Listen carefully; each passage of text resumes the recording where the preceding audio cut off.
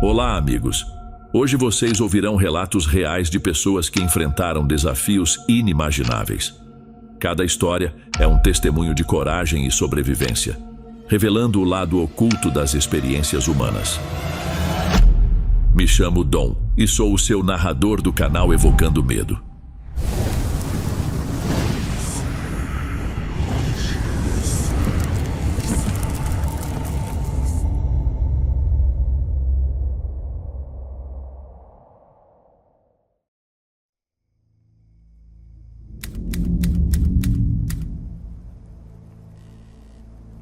Embora tenha conseguido chegar aos Estados Unidos atravessando a selva do Darién, precisei de meses de terapia para tentar superar ou ao menos lidar com tudo o que vivi. Meus traumas surgiram rapidamente e tive dificuldade em me relacionar com outras pessoas, incluindo meu chefe e meus irmãos.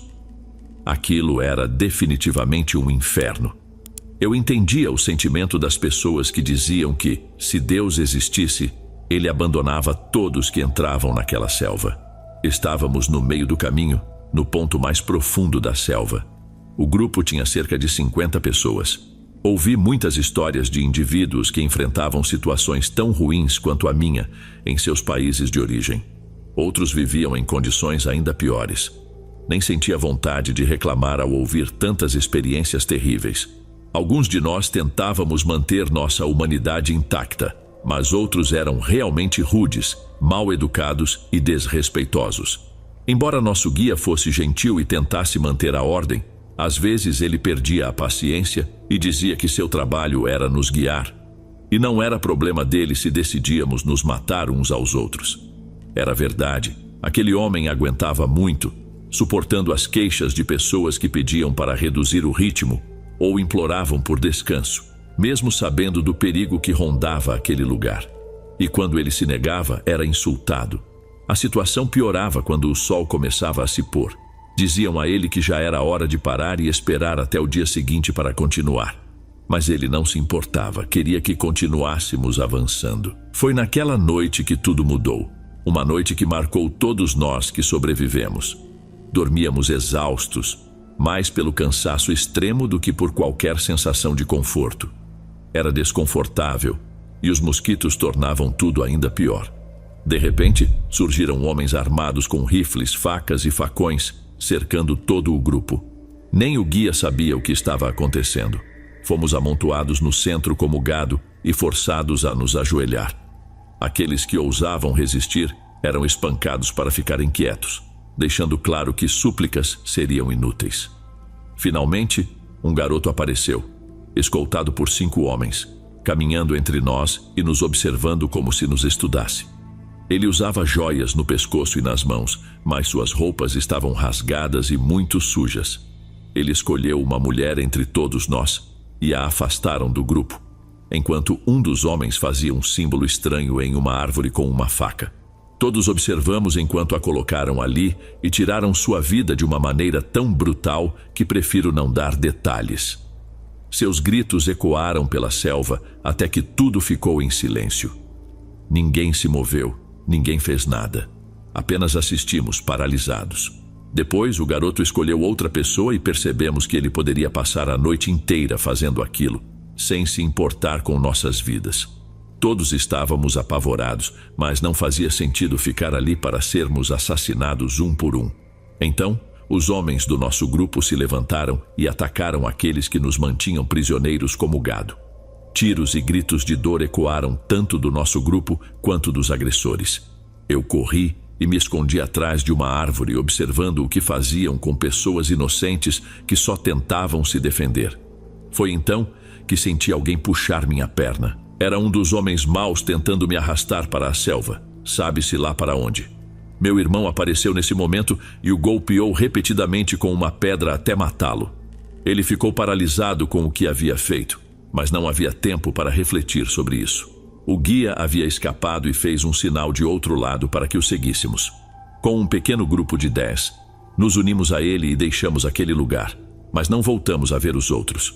Ainda se ouviam gritos enquanto corríamos, mas não podíamos olhar para trás. Os abandonamos. Não posso dizer que chegar aos Estados Unidos valeu a pena. porque muitas vidas se perderam no caminho, e outras ao nos defendermos dessas pessoas horríveis. Eu fugi de medo como um covarde, e tenho que viver com isso pelo resto da minha vida.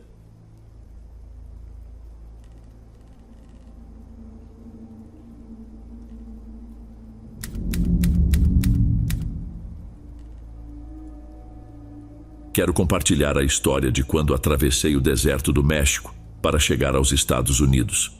Estava em uma situação desesperadora, o que me levou a tomar a decisão de deixar meu país de origem. Infelizmente, não esperava que isso me traria a experiência traumática de presenciar atividades e comportamentos paranormais no meio da noite.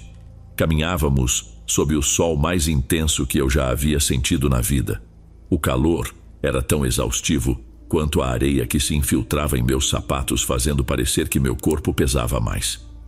A atitude dos coiotes, como são chamadas as pessoas que nos guiam pelo deserto, também não ajudava. Eles diziam que não ajudariam quem ficasse para trás, pois isso prejudicaria o restante do grupo, algo que não toleravam. Nos lembravam que todos já havíamos pago e que não importava se alguém caísse, se perdesse ou morresse. Eram realmente cruéis, mas logo entendi que era preciso ter estômago para situações como aquela, e de certa forma tinham razão. Fiquei atento a todos, embora sua maneira de agir não nos agradasse.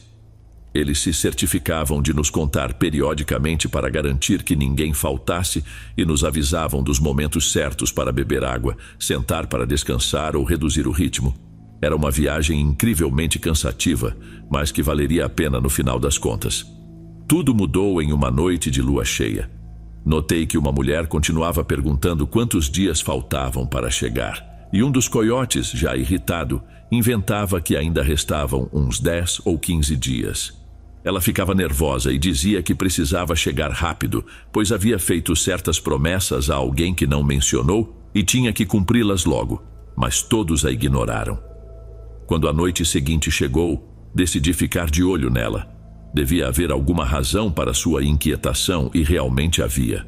Não dormi observando aquela mulher, e vi quando ela se levantou e ficou parada, observando todos enquanto dormiam, imóvel como uma estátua. Senti então uma brisa muito fria sobre meu rosto. Era forte, mas a areia não se levantava. Minha pele se arrepiou e um calafrio estranho me fez afastar ainda mais daquela mulher. Foi então que a vi olhar para um dos homens que vinham conosco, um homem de uns 50 anos que dormia tranquilamente. Ela se aproximou dele e o segurou pelo pescoço. Sem pensar, quis gritar, mas fiquei tão impressionado que fiquei em choque e não pude falar. Não consigo descrever exatamente o que senti, mas foi uma sensação impressionante. Tornou-se impossível articular qualquer palavra. Nenhum dos coiotes estava acordado quando aquilo aconteceu. Tentei correr até eles para afastá-la, mas aquela mulher me empurrou com uma força incrível, fazendo-me cair vários metros para trás, rolando na areia até parar em uma pequena colina. A queda foi forte e me deixou um pouco atordoado. Demorei pelo menos 1 ou 2 minutos para me levantar e voltar ao grupo. Ao fazer isso, vi que aquele senhor já estava morto. A mulher havia tirado sua vida. De repente, ela soltou um grito horrível, tão grave e forte que parecia rasgar suas cordas vocais. Isso acordou o restante do grupo. O caos se instalou quando viram a mulher com um aspecto diferente. Sua pele tinha um tom acinzentado com veias azuis marcadas desde as pernas, braços, pescoço e até no rosto. Seus olhos haviam se tornado de uma cor entre vermelho e amarelado, como se estivessem cheios de sangue, e seus lábios estavam rachados, como se não tivesse bebido água há dias. A dor na perna, da qual ela vinha se queixando, parecia ter desaparecido. Ela soltava muita saliva pela boca e nos olhava com ódio. Um dos coiotes, que estava mais afastado, não sabia o que havia acontecido e gritou para ela se calar, dizendo que não era momento para brigas e que fosse dormir, deixando os outros descansarem para recuperar forças para a caminhada seguinte.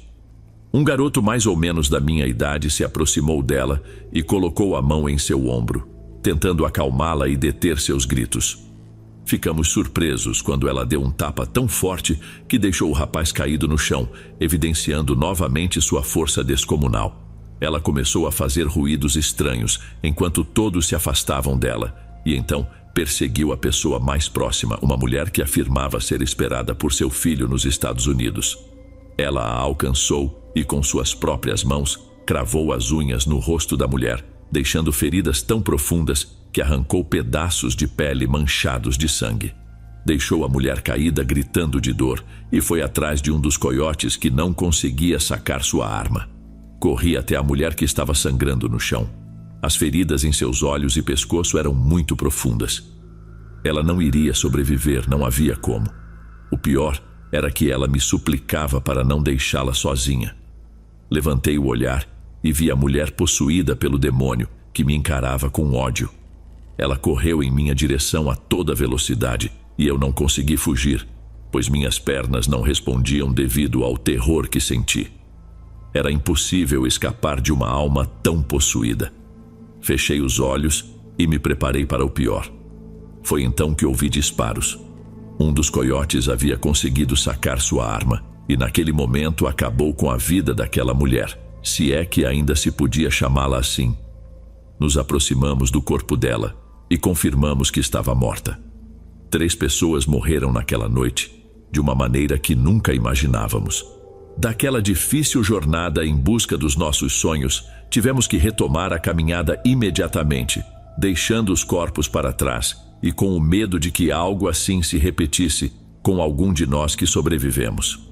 Felizmente isso não aconteceu e conseguimos chegar ao nosso destino sãos e salvos. Não tenho ideia para quem ou para o que aquela mulher fez promessas que evidentemente não pôde cumprir e acabou possuída por algo sinistro. Sem dúvida, é uma experiência macabra que nos acompanhará pelo resto de nossas vidas.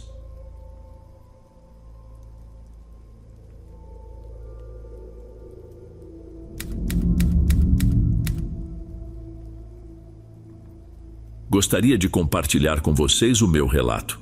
Quando tomei a decisão de emigrar para os Estados Unidos, me preparei para enfrentar os perigos mencionados, mas nunca imaginei que encontraria algo sobrenatural e sinistro. Experimentei o verdadeiro terror, sem piedade nem misericórdia, e renunciei para sempre à ideia de migrar para outro país. Um amigo me havia falado sobre a possibilidade de irmos para os Estados Unidos, pagando uma boa soma de dinheiro a algumas pessoas que nos levariam na parte traseira de um veículo de carga. Eles encheram o veículo com cestas de frutas para que não pudéssemos ser vistos durante as verificações e nos colocaram na parte de trás. Disseram que era apenas para não ser tão óbvio, pois a polícia sabia sobre nós e nos deixaria passar sem problemas, já que o motorista lhes dava dinheiro como suborno. Foi assim em cada retenção que encontramos, e tudo estava indo bem. Eu viajava com aquele amigo que me contava sobre as dificuldades que estava enfrentando em seu país de origem. O dinheiro não era suficiente para alimentar sua família e, de alguma forma, conseguiu um empréstimo no banco para pagar a viagem. Eu fiz o mesmo, embora meus pais e irmãos tenham me ajudado contribuindo com algo, pois o que consegui não foi suficiente. Imaginava os Estados Unidos como nos filmes. Finalmente teria dólares nas minhas mãos, mas não deixava de me preocupar por não falar inglês. No veículo, um senhor me disse para não me preocupar com isso, pois ele conhecia muitas pessoas lá que mal conseguiam se expressar bem em espanhol. Rimos, pelo menos tínhamos um bom ambiente ali. Foi quando uma das mulheres que se mantivera calada durante toda a viagem falou. Disse que tinha ouvido o motorista falar ao telefone, dizendo que nos levaria para um lugar completamente diferente. Todos nos entreolhamos, mas não reagimos apenas às palavras daquela mulher, mas também ao seu comportamento. Ela estava tremendo há algum tempo e todos pensávamos que era por causa do frio. Por um momento, quis acreditar que era verdade, que ela realmente estava nos alertando, mas depois lembrei de todo o dinheiro que havíamos investido nisso. Recusei-me a acreditar que fosse um engano, pois significaria nossa ruína. Alguns propuseram descer no próximo ponto de verificação, enquanto outros sugeriram jogar a mulher do veículo para evitar problemas mais adiante. No final não fizemos nada, mas a olhavam com desagrado e desconfiança. Ela não tinha culpa do que nos disse, mas tomou a decisão de se lançar do veículo assim que reduziu um pouco a velocidade por causa de alguns buracos na estrada. Corremos para ver se ela sobreviveu e felizmente sim, ela sobreviveu. Levantou-se e fez sinal com as mãos para que saltássemos também, mas ninguém o fez. Voltamos a cobrir o veículo e esperamos até dormirmos. Depois de algumas horas, ainda de noite, aqueles que nos transportavam nos acordaram. O veículo estava parado e nos falaram de fora que era hora de descer, pois íamos tomar uma rota diferente em outro veículo. Ao descer, nos deparamos com uma hacienda luxuosa. Ao nosso redor só havia mato e, a poucos metros, uns 8 homens com armas nas mãos apontando diretamente para nós. Éramos 10, sem armas, apenas provisões para a viagem. Eles nos disseram para caminhar para frente, atrás da piscina que estava ali perto. Nos levaram em fila como se fôssemos gado. Entendemos naquele momento que a mulher dizia a verdade e cometemos um grave erro ao não tê-la escutado. Nos levaram para uma área ao lado da luxuosa hacienda que parecia mais uma mansão.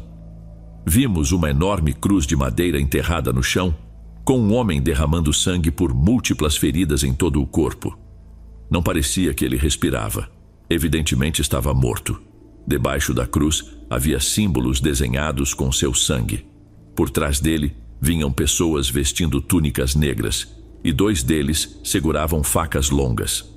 Um dos que estava comigo perguntou quem eram e o que fariam conosco, mas não nos responderam absolutamente nada. O medo que senti foi indescritível. Só de ver aquele homem na cruz, imaginei que esse seria nosso destino. Não queria terminar minha vida assim. Não podia aceitar isso. Meu amigo me propôs por sinais correr para o mato. Era noite. Seria muito difícil nos encontrarem. Era nossa única chance. Mas os outros perceberam nossas intenções e correram antes, surpreendendo aquelas pessoas armadas, e todos se dispersaram pelo mato em diferentes direções. Aproveitei que eles estavam focados nos primeiros que correram e me juntei a outro grupo que começou a fugir. Uma série de disparos foi iniciada contra nós, tirando a vida de 3 pessoas. Eles acertaram as pernas de outros para derrubá-los e apenas 2 de nós conseguiram escapar pelo mato. Atiraram na perna do meu amigo que caiu entre a vegetação. Com a adrenalina e a escuridão, perdi-o de vista, só tendo tempo para continuar correndo.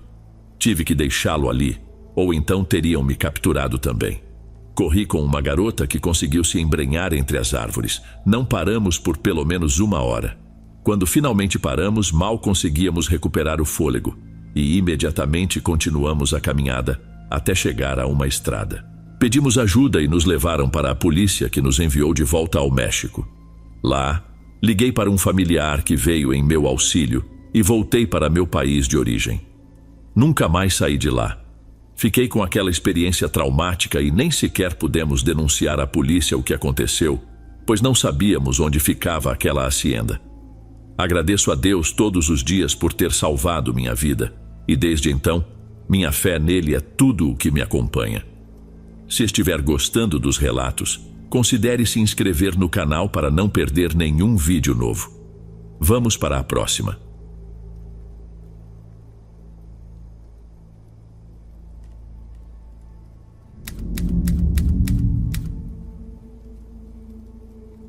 Muitos falam sobre a selva do Darién, mas só quem passou por lá pode afirmar com certeza que aquilo é um inferno muito pior do que o descrito na Bíblia. O medo nunca abandona seu corpo.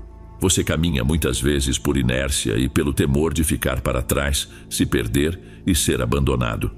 Por ter vivido essa experiência horrível, escrevo estas palavras para contar como foi minha passagem por esse lugar assustador. A situação na Venezuela era muito crítica. Comer 3 vezes ao dia era coisa do passado, e 2 já era um milagre.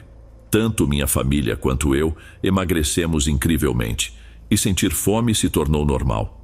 Era uma situação muito desgastante. Todos diziam que não podíamos suportar nem mais um dia, e então me chegou a proposta de ir para os Estados Unidos pela selva do Darién. Não hesitei e aceitei com o consentimento da minha família. Prestes a começar a marcha, alguns homens nos disseram que era como fazer uma excursão, embora muito mais cansativa e pesada, mas que no fim das contas valeria a pena. Mantive esses pensamentos na minha cabeça o quanto pude, mas não foi por muito tempo. Era extremamente exaustivo. Às vezes, minhas pernas tremiam a cada passo que dava, e a noite estava longe de chegar. Os mosquitos eram uma das piores torturas, além do estresse de ouvir o guia dizer que não podíamos nos separar, pois ele não voltaria por ninguém, e alertava os que ficavam para trás a acelerarem o passo para se reagruparem. Fiquei surpreso ao ver mulheres grávidas, adolescentes com filhos nos braços, senhores e senhoras com dificuldade até para caminhar por 1 hora seguida, passando por cada pedra, colina e montanha, dia após dia. Uma completa loucura. Perceber que não era só eu que estava passando por dificuldades no meu país, mas muita gente de muitos lugares. As noites eram as piores. Por um lado, queria que chegassem para descansar, mas por longos períodos podiam-se ouvir os gritos de algumas mulheres ao longe, que suplicavam para que parassem, que as deixassem, ou até que as matassem, além de coisas muito piores que não mencionarei. Situações que nenhuma mulher deveria experimentar. Tenho certeza de que eu não era o único que ouvia aquilo. Em algumas ocasiões, sentíamos e ouvíamos passos entre as árvores, o que significava que algum animal selvagem estava por perto, mas depois se afastava. Como disse antes, o medo não abandonava nosso corpo nem por um momento. Mal conseguia dormir e tentava fazê-lo antes de ouvir aqueles gritos de pessoas, sabe-se lá onde. Pouco a pouco, fui notando que faltavam pessoas, na maioria mulheres. Uma senhora me disse que havia observado alguns homens chegarem à noite e levarem uma delas, tapando sua boca com a mão e carregando-a entre 2 homens. Minutos depois, ouviu-a gritar. Reclamei com ela. Perguntei por que não nos disse nada, e ela respondeu que aqueles homens tinham armas, e se via nos olhos deles que não hesitariam em tirar a vida de ninguém. Entendi que foi uma boa decisão.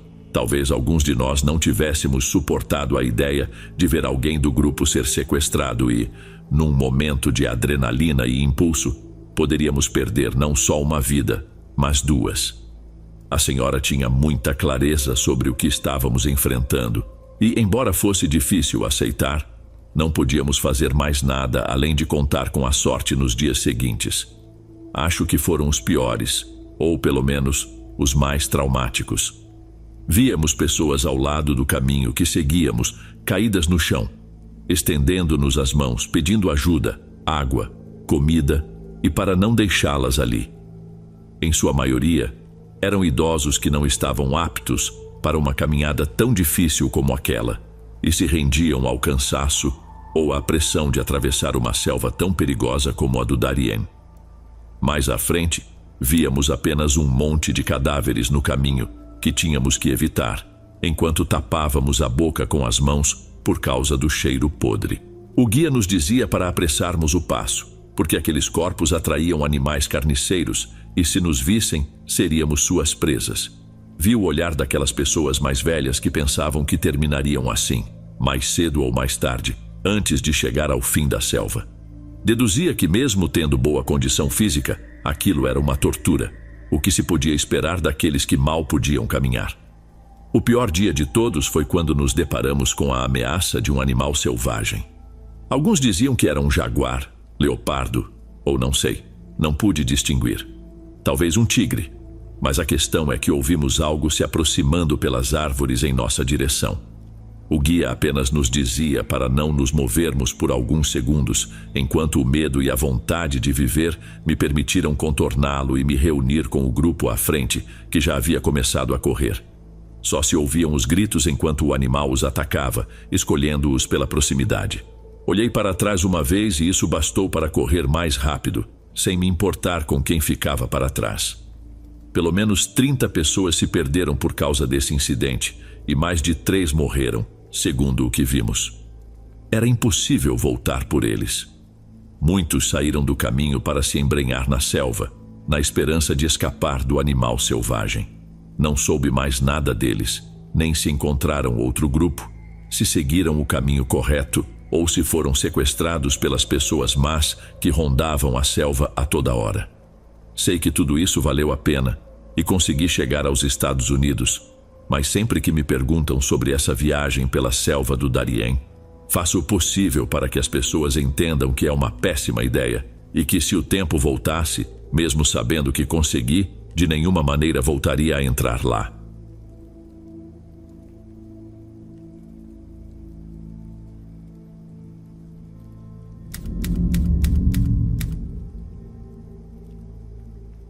quero compartilhar uma experiência que não foi apenas traumática e triste, mas também assustadora e terrível, ocorrida em um hospital. Desde então, evito ir a centros de saúde, a menos que seja absolutamente necessário. Nunca imaginei que o que testemunhei fosse real e passei meses negando a realidade do que meus olhos haviam visto. Isso aconteceu em 2001, quando me formei como psicóloga. A celebração foi magnífica, capturada em fotos, vídeos e momentos inesquecíveis que ficarão para sempre na minha memória como um dos dias mais felizes da minha vida. No entanto, pouco tempo depois, meu irmão mais novo foi internado no hospital devido a uma doença com a qual ele lutava há anos. Esse menino era a luz dos meus olhos, minha razão de viver, meu tudo. Quando disseram que alguém precisava ficar com ele por várias noites, não hesitei em dizer que seria eu. Não importava quantas semanas fossem necessárias, os exames demorariam um pouco e, devido às circunstâncias delicadas, os médicos precisaram aumentar a dose dos medicamentos. Ele parecia bem, sorria, brincava comigo e ria das minhas piadas ruins só para não me fazer sentir mal.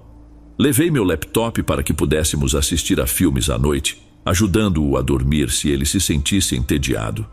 Durante a madrugada, quando ele finalmente adormecia, eu ficava entediada e saía do quarto, indo para um corredor onde algumas enfermeiras trabalhavam nos computadores. Uma noite comecei a conversar com uma delas, que estava afastada, e ela perguntou sobre minha profissão. O principal tema foi que eu tinha acabado de me formar como psicóloga. Continuamos conversando até que mencionamos o quarto ao lado do meu irmão. A enfermeira contou que, há um mês, um menino morreu de repente, durante a noite, embora estivesse em perfeitas condições. Ele estava internado por uma simples fratura no braço e seria liberado no dia seguinte. A família processou o hospital, afirmando que algo deveria ter sido feito a ele, e não receberam uma explicação lógica sobre o ocorrido. As câmeras não captaram nada fora do normal. Ninguém entrou no quarto naquela noite. Ele apenas esperava amanhecer para ir embora. A enfermeira mostrou certo receio diante do inexplicável acontecimento e comentou que talvez os rumores que circulavam pela internet fossem verdadeiros. Não hesitei em perguntar a que rumores ela se referia, mas nesse momento, outra enfermeira chegou, dizendo que precisavam dela, e ela teve que sair. Quando voltei para o quarto do meu irmão, vi um menino ao lado dele e fiquei paralisada. Você pode se perguntar por que eu teria medo de ver um inocente menino falando com meu irmãozinho. A razão é que a enfermeira havia me mostrado uma foto do menino falecido, e era ele. Diante de mim, ele acariciava a cabeça do meu irmão. Imediatamente me virei para abrir a porta e chamar as enfermeiras, mas a porta não abriu. Parecia estar travada e foi impossível abri-la. O mesmo menino disse para eu não tentar, que apenas ele poderia abrir a porta. Então, ele deixou meu irmão em paz, caminhou até mim e disse que ela viria buscar meu irmão naquela semana. Avisou que eu não poderia fazer nada a respeito e disse que sentia muito que fosse assim. Eu o vi se afastar, abrir a porta que eu não conseguia abrir e sair. Segui-o imediatamente, mas ele já não estava em lugar nenhum, como se a terra o tivesse engolido, e era evidente que ninguém mais o viu. Algo me dizia que isso era verdade, e não investiguei o óbvio. Logo comecei a pesquisar na internet e encontrei um fórum que falava sobre o mesmo hospital onde eu estava. Todos afirmavam que havia rumores de pessoas que diziam ter visto uma enfermeira fantasma, uma que faleceu anos atrás no hospital durante o parto de seu bebê, mas não conseguiu sobreviver. Dizem que essa enfermeira não conseguiu descansar em paz e busca consolo nas crianças. Por isso era comumente vista por infantes e ocasionalmente por alguns adultos. Fiquei aterrorizada ao ler isso. Não queria que meu irmão passasse por algo horrível naquele hospital e experimentasse o terror de ver um fantasma. No dia seguinte, fiz todo o possível para solicitar a transferência do meu irmão. Inclusive, meus pais foram ao hospital para me apoiar, mas disseram que isso era impossível. O tratamento estava tendo os resultados esperados e mudá-lo de repente provocaria danos à saúde do meu irmão. E eles não podiam se dar a esse luxo, especialmente no meio das controvérsias que enfrentavam. Quando a noite chegou, foi impossível tirá-lo de lá. Nosso último recurso foi solicitar uma ordem de alta para levá-lo para casa, mas até nisso falhamos. Mais uma vez, estávamos os dois sozinhos naquele andar, quase sem pessoal àquela hora, e o silêncio era abismal. Eu só conseguia ouvir o preocupante som da máquina que monitorava seus sinais vitais, e com o passar das horas, senti uma necessidade terrível de ir ao banheiro. Fui o mais rápido que pude, mas enquanto lavava as mãos, comecei a sentir uma presença inexplicável. O ambiente ficou mais frio e deprimente, e uma sensação de mal-estar tomou conta de mim, como uma tristeza profunda. Foi então que comecei a ouvir os sinais vitais do meu irmão se acelerarem rapidamente do nada. Tentei correr para chamar as enfermeiras, mas a porta não abriu. Estava presa por algo que não me permitia empurrá-la, embora antes disso eu não tivesse tido problemas para abri-la ou fechá-la. Continuei sentindo essa presença, que me gerava uma tristeza enorme, enquanto o medo pelo que acontecia com meu irmão aumentava, e eu não conseguia sair. Então, ouvi o som horrível da máquina indicando a ausência de sinais vitais. Nesse exato momento, consegui abrir a porta sem problemas, mas nada pôde explicar por que não conseguia abri-la quando mais precisava. Meu irmão já não respirava. Corri para buscar ajuda das enfermeiras para que fizessem o possível para salvar meu irmãozinho, mas foi em vão. Meu irmão faleceu naquela noite. A causa oficial de sua morte foi uma parada cardíaca repentina, mas eu sei que algo mais aconteceu naquela noite. Pensar que meu pobre irmãozinho pode ter visto algo horrível e que uma entidade fez isso com ele me enche de lágrimas, assim como aconteceu com aquele outro menino que faleceu há algum tempo. A enfermeira com quem conversei outro dia me disse em segredo que o outro menino e meu irmão não eram os únicos. Essas mortes estranhas e repentinas aconteciam mais frequentemente do que eu imaginava, mas estavam ameaçados e não podiam falar nada. Passei o tempo gritando no hospital, afirmando que algo maligno rondava aquele lugar e que deveriam fazer algo, pois outras crianças perderiam a vida. Tentaram apenas me acalmar até que os seguranças chegaram e me tiraram de lá. Com tantas acusações que fiz contra o hospital, pensei que os repórteres inundariam o lugar pela manhã, mas nenhum apareceu. Eles conseguiram encobrir tudo e recebíamos mensagens e chamadas de pessoas desconhecidas nos ameaçando, dizendo tudo o que fariam conosco se falássemos algo. Sepultamos meu irmão com uma dor imensa e a impotência de não ter podido fazer nada para salvá-lo.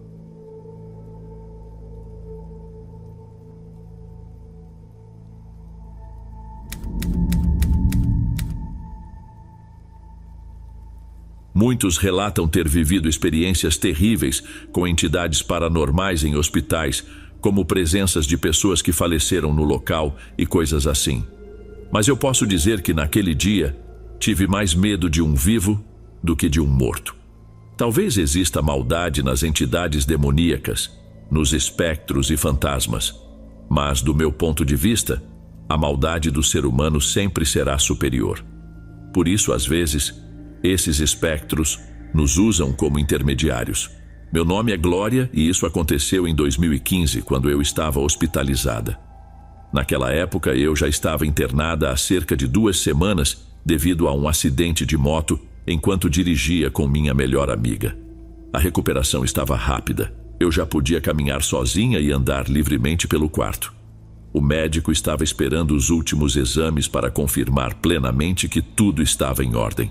Na minha cabeça, eu pensava que, embora não percebesse, às vezes esses acidentes deixavam sequelas que poderiam causar problemas no futuro, e eles queriam evitar ou antecipar isso. Eu já havia feito amizade com algumas enfermeiras, e meus amigos me visitavam umas 3 ou 4 vezes por semana. Sei que alguns vinham pelas lindas garotas do pessoal de saúde. Sério, elas eram realmente lindas. Brincávamos sobre isso, e felizmente elas permitiam que meus amigos ficassem no quarto, mesmo que fossem mais de 2, superando o limite permitido nas horas de visitas. Apesar do bom tratamento, ninguém podia ficar comigo à noite, nem mesmo na sala de espera do primeiro andar. Eu não entendia o motivo, apenas diziam que eram normas do hospital e meus pais aceitavam, mas com má vontade. Isso não era um grande problema, mas meus pais preferiam estar comigo o tempo todo e não ter que esperar até amanhã para saber como eu estava. Eu rezava para que esses exames saíssem o mais rápido possível e me dessem alta. Aquelas semanas ali pareciam eternas, assim como os dias que se arrastavam. Foi então que, uma tarde, nos informaram que o médico que vinha acompanhando o meu processo de recuperação foi substituído de última hora e outro chegou. Ele era incrivelmente amigável comigo e com minha mãe. De fato, nos deu esperança de que eu poderia ficar acompanhada, mas não naquela noite. Disse que falaria com o diretor para que eu pudesse passar o restante dos meus dias ali com alguém à noite. Não parecia haver preocupação com o conforto dos pacientes. Minha mãe brincava, dizendo que eu tinha agradado ao médico, mas isso não importava para mim.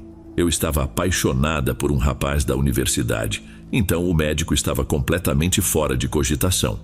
Quando a noite chegou, ele disse à minha mãe que não poderia ficar, mas que na noite seguinte tudo estaria resolvido, pois já havia conversado com o diretor e dado a ordem. Era só esperar mais um dia, o que me parecia aceitável. O problema é que tudo estava indo bem demais, e a noite parecia tão normal que não suspeitar nem por um segundo foi o maior erro da minha vida. O relógio marcava meia-noite quando o médico entrou, um pouco histérico, dizendo que uma transferência de hospital havia sido aprovada de última hora e que seria realizada imediatamente. Claro, eu me assustei, pois não esperava por isso. Tentei avisar minha mãe pelo celular, mas o médico foi mais rápido, colocou-o em uma bolsa e disse que lá me entregariam todas as minhas pertenças. Ele soltou o freio das rodas da minha cama e me tirou do quarto, empurrando-me pelos corredores. Achei estranho porque não vi nenhuma outra enfermeira ou qualquer outra pessoa. Além disso, meu corpo parecia extremamente pesado. Embora eu quisesse gritar, era impossível. Sentia que estava prestes a desmaiar, o que intensificava meu medo. Tudo o que pude pensar foi que algo devia estar no soro que me aplicaram. Depois de alguns minutos, subimos por um elevador e ele me levou a um quarto muito afastado, onde as luzes quase não funcionavam. Ele não me colocou na cama, tirou o soro, me carregou e me deixou no chão. Não era um quarto como os outros, mas um muito pequeno, onde uma cama ocuparia muito espaço. Mal consegui me sentar. O médico acendeu a luz e, antes de sair, disse que a má sorte havia batido à minha porta e que, se eu gritasse, ele mesmo viria fechar meus olhos permanentemente. Foi então que percebi que ao meu lado estava outra garota, com os joelhos encolhidos junto ao corpo, tremendo e encostada na parede. No fundo do quarto estava o cadáver de outra pessoa, vestida como enfermeira. O cheiro começava a se intensificar e a garota me disse que ele a havia matado pela manhã. Perguntei quem era aquele homem e ela confessou que descobriu que aquele suposto médico trabalhava para uma rede de tráfico de mulheres que se encarregava de substituir as pacientes.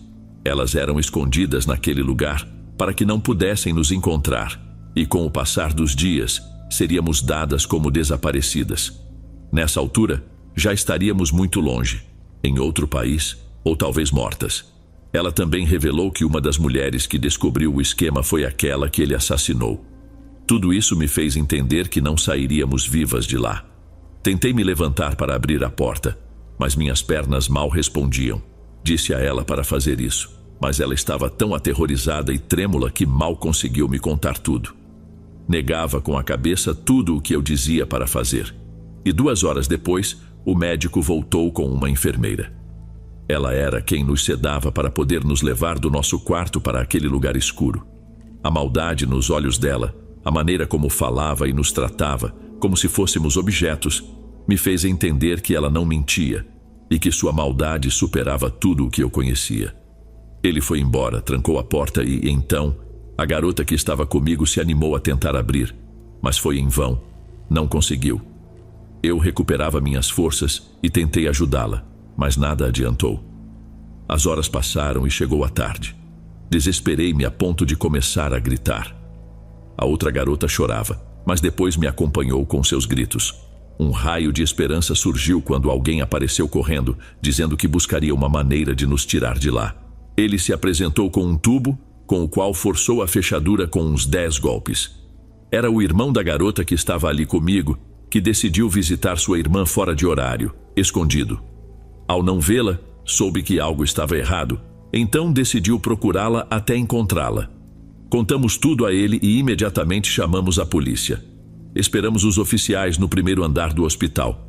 Eles encontraram o cadáver naquele quarto e imediatamente prenderam o médico, que nunca confessou nada.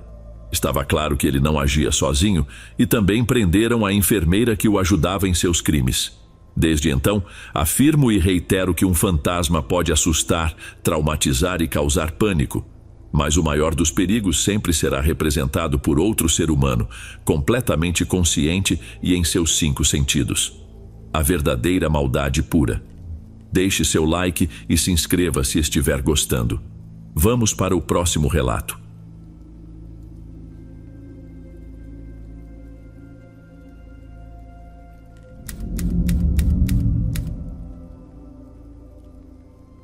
Muitos dizem que o diabo não existe, enquanto outros afirmam ter tido experiências em que foram vítimas de sua maldade e poder. Eu, por outro lado, posso dizer que sua maior ferramenta para espalhar o ódio e fazer mal é o homem. E uma terrível experiência me fez confirmar essa crença.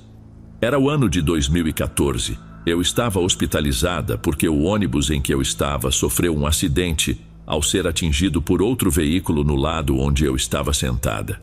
Meu braço direito precisou ser engessado devido a uma fratura e eu sentia tonturas constantes, tão fortes que tinham que me dar medicamentos não só para a dor, mas também para me fazer dormir. Minha família estava muito preocupada e poucos podiam me visitar, pois o horário de visita coincidia com o horário de seus trabalhos. Às vezes ia uma tia, outros dias um primo, alguns dias eu passava sozinha e lhes notificava tudo pelo celular. Era tedioso ter que fazer quase tudo com uma só mão e o gesso ficaria comigo por um bom tempo, mesmo depois que me dessem alta. O pior de tudo era o médico, que sempre me repreendia por algo, seja pela posição em que eu estava sentada ou pelo estado em que mantinha o soro injetado na minha mão. Ele me irritava, mas eu não tinha outra opção a não ser suportá-lo. Às vezes ele me assustava, dizendo que precisavam fazer mais exames e que alguns dos resultados não eram bons e que eu deveria me preparar para o pior. Não sei que tipo de médico dá um diagnóstico assim a um paciente, mas eu tive que aguentar. Não quis dizer nada à minha mãe, nem mesmo pelo telefone, porque conhecendo-a bem, ela seria capaz de largar o trabalho só para confrontar aquele médico e colocá-lo em seu lugar. Isso, sem dúvida, eu teria gostado, mas não quis causar problemas nem no hospital, nem no trabalho da minha mãe. Então eu me distraía com meu celular e meus livros, que lia a uma velocidade incrível, afinal, não tinha nada mais para fazer. Finalmente, chegou aquela noite, a que mudou tudo.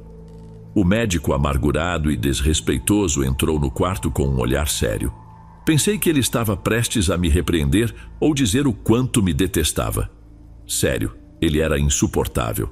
Mas em vez disso, ele disse que já tinha os resultados de todos os exames e que, embora eu não apresentasse sintomas, o impacto na minha cabeça havia causado um dano severo, que poderia provocar um derrame cerebral a qualquer momento, sem que se pudesse fazer nada.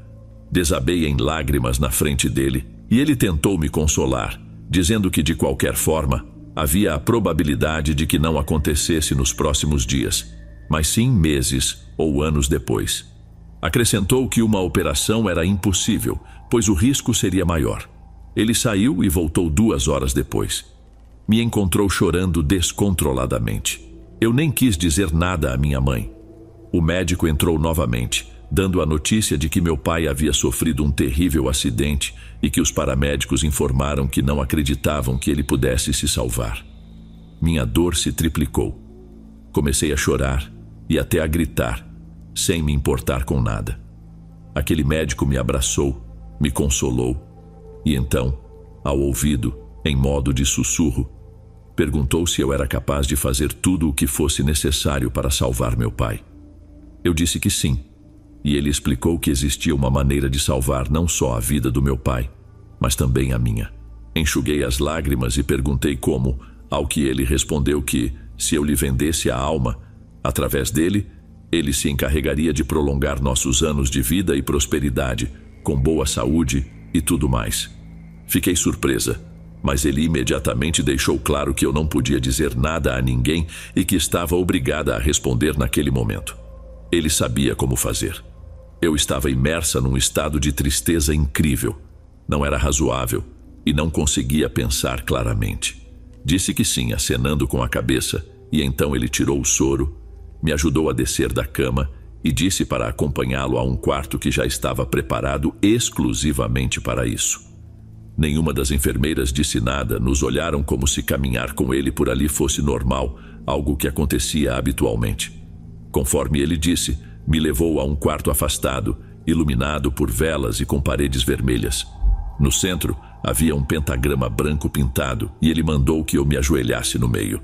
Assim o fiz. Ele me entregou algumas folhas com orações em um idioma desconhecido para mim, mas que especificava como pronunciá-las corretamente. O médico foi claro. Disse que, para que tudo desse certo, eu tinha que dizer cada palavra até o final e depois cuspir, mantendo a petição que ele faria em mente, e ele se encarregaria de realizá-la. Comecei a ler lentamente, e em segundos observei o fogo das velas se intensificar, chegando a mais de 1 metro de altura. O calor aumentou ao ponto de o ar-condicionado se tornar irrelevante.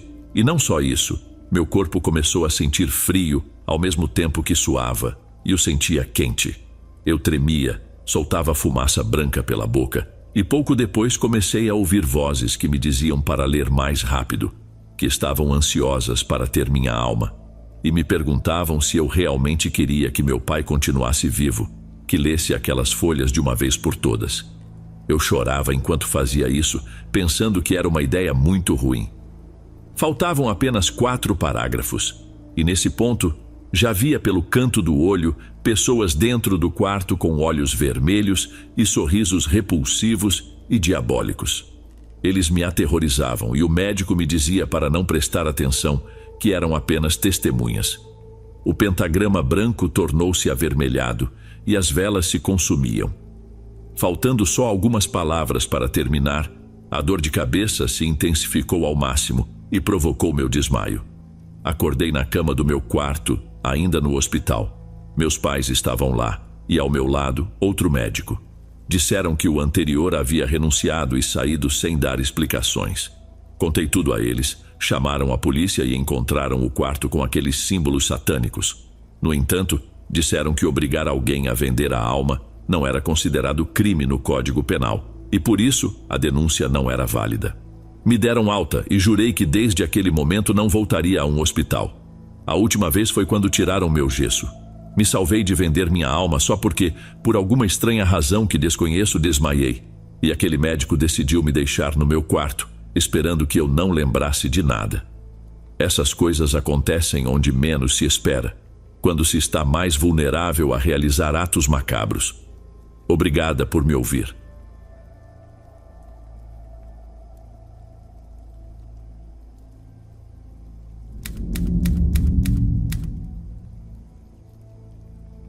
Quando ouvia a palavra seita em algum lugar, imaginava uma igreja negra ou um lugar enorme com estátuas demoníacas, pentagramas e símbolos do inferno, com pessoas vestindo túnicas estranhas e uma personalidade tão seca e desanimada que faziam você acreditar que só tinham a aparência de seres humanos. Mas me enganei, pelo menos nem todas são assim. Não aquela que conheci enquanto estava internada em um hospital e a qual fui obrigada a me tornar membro. Frequentemente convulsionava devido a uma doença que padeço, e imediatamente me levavam ao hospital quando isso ocorria.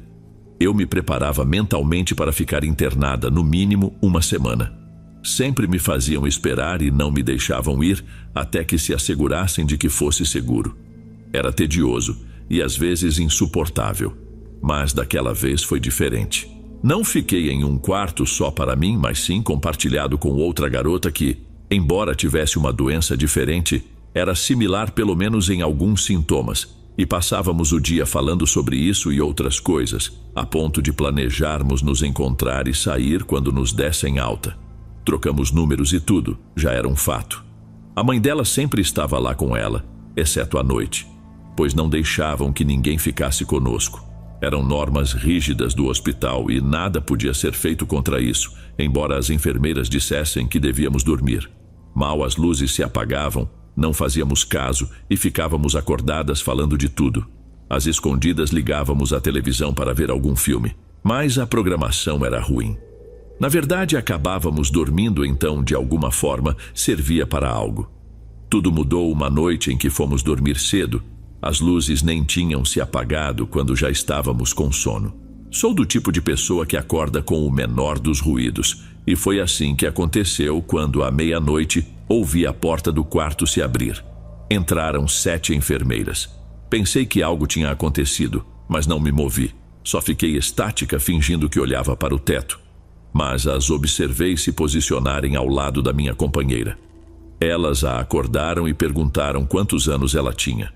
Achei estranho, pois elas tinham todos os nossos dados. Era evidente que sabiam. Minha nova amiga respondeu que tinha 24 anos, e uma das enfermeiras, sem se importar com a reação dela, bufou dizendo que ela não era apta, que era um desperdício deixá-la viva, que não merecia sua beleza, entre outros insultos. De repente, cada uma sacou uma faca e a esfaqueou enquanto seguravam sua boca. O jorro de sangue chegou até minha cama. Em seguida, 2 senhoras entraram e deixaram o quarto impecável, limpando tudo enquanto aquelas enfermeiras ficaram paradas ao lado da minha cama. Eu mantive os olhos fechados, rezando para que não percebessem que eu estava acordada. 2 minutos depois, ouvi-as dizer que era melhor ir embora, e assim fizeram. Quando fiquei sozinha, virei para ver o cadáver da minha amiga. Os buracos no corpo dela ainda sangravam, mas elas pressionaram os lençóis para conter o sangue. Outra enfermeira, aparentemente não envolvida com o grupo, encontrou o corpo. Ela gritou descontroladamente e chamou a segurança, os médicos e todo o pessoal imediatamente, que me tiraram do quarto o mais rápido que puderam, sem acompanhante nem nada. Por causa da minha doença, descartaram a possibilidade de eu ter feito algo, e limpar tudo era impossível. Investigaram, mas não chegaram a nada. Não quis contar nada a ninguém porque ainda estava no hospital, presa com elas. Então guardei silêncio. Quando a noite chegou, não consegui dormir, nem mesmo vendo aqueles filmes chatos. Só pensava na maneira brutal como tiraram a vida da minha amiga. Foi sem piedade, e não se importaram que ela sofresse, apenas a olharam nos olhos. Foi algo que me deixou traumatizada, com medo até de caminhar para ir ao banheiro. Mas a coisa não parou por aí. As mesmas enfermeiras entraram à meia-noite e me disseram para não fingir estar dormindo, que sabiam perfeitamente que eu estava acordada e que fingir não adiantava. Com medo de que me fizessem algo, abri os olhos e não vi facas nas mãos delas, mas deduzi que deviam estar escondidas em algum lugar dos uniformes. Perguntaram minha idade e eu não respondi. Meus lábios tremiam, não quis abrir a boca, nem mesmo para suspirar. Repetiram a pergunta com uma faca na minha garganta e então lhes disse que tinha 23 anos. Elas se afastaram e disseram que essa era a idade que ele queria para a nova integrante.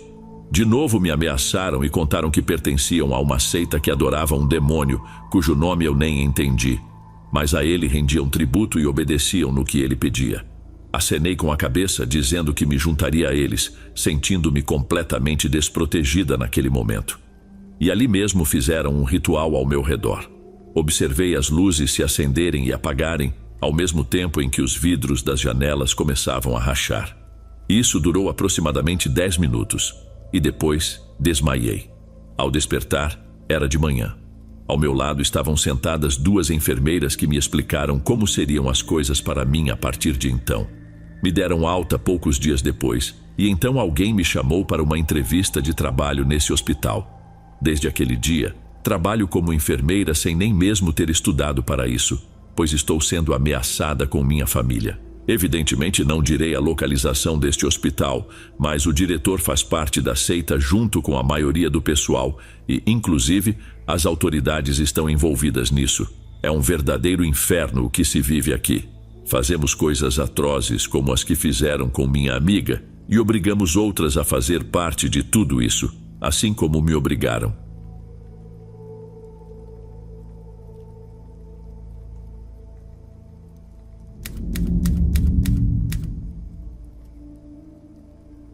Quando eu era pequeno, passava as tardes depois da escola, na casa da Dona Garcia, minha vizinha. que me supervisionava até minha mãe voltar por volta das 19 horas. Sua casa ficava em uma rua tranquila e tinha um estilo modesto, com casas térreas e pequenos jardins. A estrada era de terra batida, esporadicamente coberta de pedras, e quando chovia formavam-se grandes poças de lama. Lembro-me que essa rua sempre me deu uma sensação de calma, embora algo isolada, principalmente ao anoitecer, quando parecia longe de tudo, separada do resto do bairro. Em frente à casa da Dona Garcia, havia um prédio desocupado. As janelas estavam quebradas e sujas de poeira. As paredes corroídas pelo tempo e a vegetação tomava conta do local.